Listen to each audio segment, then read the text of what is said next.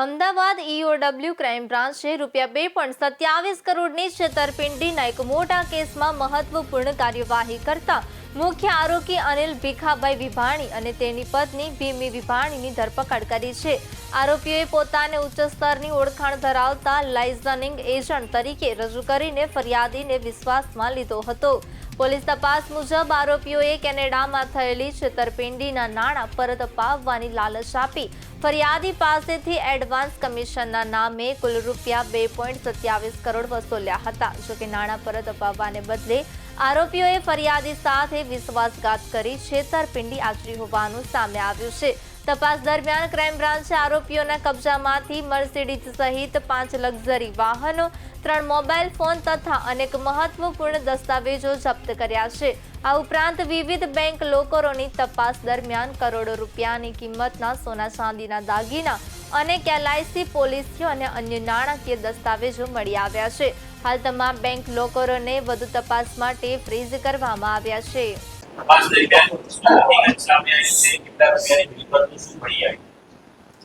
આર્થિક ગુના નિવારણ શાખા ક્રાઇમ બ્રાન્ચ અમદાવાદ શહેર ખાતે હિરેનભાઈ ચૌધરી નામના ફરિયાદીએ અનિલભાઈ વિભાણી વિરુદ્ધમાં અને તેમની પત્ની વિમી અનિલભાઈ વિભાણી વિરુદ્ધમાં ગુનો દાખલ કરાવેલો હતો.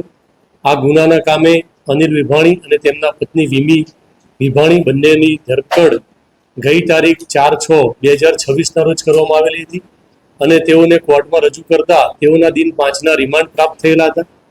આ રિમાન્ડ દરમિયાન આરોપી પાસેથી અલગ અલગ 5 જે ગાડીઓ હતી તે કબજે કરવામાં આવેલી હતી.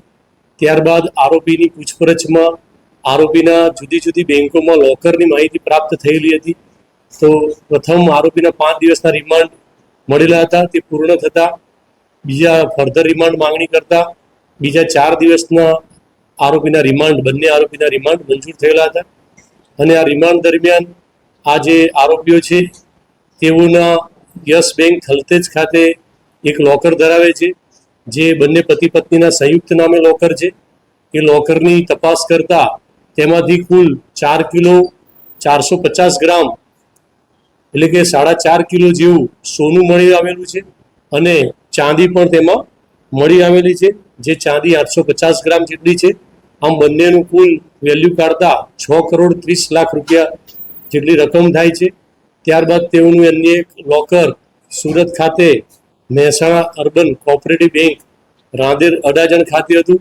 તે લોકરની ઝડપી કરતા તેમાંથી પણ 260 ગ્રામ જેટલું સોનું પ્રાપ્ત થયેલું છે અને ચાંદી પણ 260 ગ્રામ મળી છે, જેની અંદાજિત કિંમત ₹30 લાખ જેટલી થાય છે. ત્યારબાદ તેનું ત્રીજું એક locker Dhrangadhra people's cooperative bank Dhrangadhra ખાતે આવેલું છે. તે લોકર ચેક કરતા તેમાંથી 833 ગ્રામ સોનું અને 511 ગ્રામ ચાંદી, જેની કુલ કિંમત ₹1.02 કરોડ જેટલી થાય છે. સાથે સાથે થલતેજનું જે લોકર છે તેમાંથી 11 LICની જુદી જુદી પોલિસીઓ મળી આવેલી છે અને ધાંગધ્રા જે પીપલ્સ કોઓપરેટિવ બેંક છે તેના લોકરમાંથી પણ 22 જેટલી LICની પોલિસીઓ મળી આવેલી છે. આમ આરોપી પાસેથી ખૂબ જ મોટા પ્રમાણમાં સોનું અને ચાંદી તેના લોકરમાંથી મળી આવેલા છે અને હાલમાં આરોપી આ સોનું ક્યાંથી કેવી રીતે ખરીદ્યું તે બાબતેની પૂછપરછ કરવામાં આવી રહેલી છે. આ આરોપી વિરુદ્ધમાં સરખેજ પોલીસ સ્ટેશન ખાતે પણ એક છેતરપિંડીનો ગુનો દાખલ થયેલો છે, જેમાં નવરાત્રિનું આયોજન કરવામાં આવેલું હતું. તેમાં આ આરોપીએ ફરિયાદી સાથે છેતરપિંડી આશરે ₹5.25 કરોડ જેટલી કરેલાનો ગુનો દાખલ થયેલો છે. આ સિવાય ક્રાઇમ બ્રાન્ચમાં પણ એક ગુનો દાખલ થયેલો છે. EOW આર્થિક ગુના નિવારણ શાખા સુરત શહેર ખાતે પણ ગુનો દાખલ થયેલો છે. તેમજ આપ સૌની પત્રકાર મિત્રોની અપીલ કરવામાં આવેલી તેના અનુસંધાને કેટલાક ભોગ બનનારના લોકોએ EOWનો સંપર્ક કરેલો હતો અને તેઓની પણ ગુનો દાખલ કરવાની તજવીજ હાલમાં ચાલુ છે.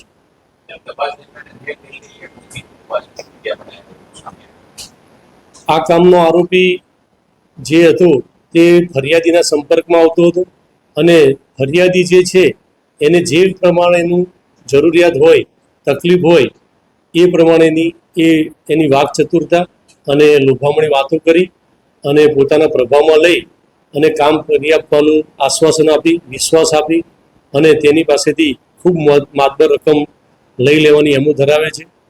જેમ કે સરખેજ પોલીસ સ્ટેશનમાં નવરાત્રિમાં તેમણે સ્પોન્સર લાવી આપવા માટેનું કીધેલું હતું અને સ્પોન્સરના પૈસા એણે લઈ લીધા અને આયોજકોને આપેલા ન હતા. ટિકિટોનું વેચાણ કરવાનું પણ આશ્વાસન આપેલું અને ટિકિટનું વેચાણ કરીને ટિકિટના પૈસાના જે વળતર ચૂકવવું પડે તે ફરિયાદીને ચૂકવેલું ન હતું.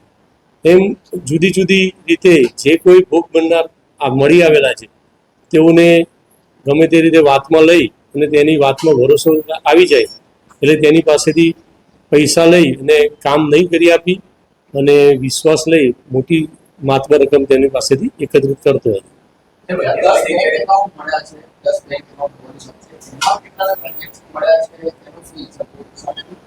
એમાં જે એકાઉન્ટ છે એમાં જે એમાઉન્ટ છે એ પણ સીઝ કરવામાં આવેલી છે અને આશરે 10 લાખ રૂપિયા જેટલી રકમ તેમાં પણ મળી આવેલી છે. હાલમાં તેની પાસે અમદાવાદ શહેર ખાતે એક ફ્લેટ ધરાવે છે, સુરત ખાતે પણ 2 બંગલા ધરાવે છે. તેની પ્રાથમિક માહિતી પ્રાપ્ત થયેલી છે અને બીજી પણ મિલકતો એની પણ તપાસ તજવીજ ચાલુ છે.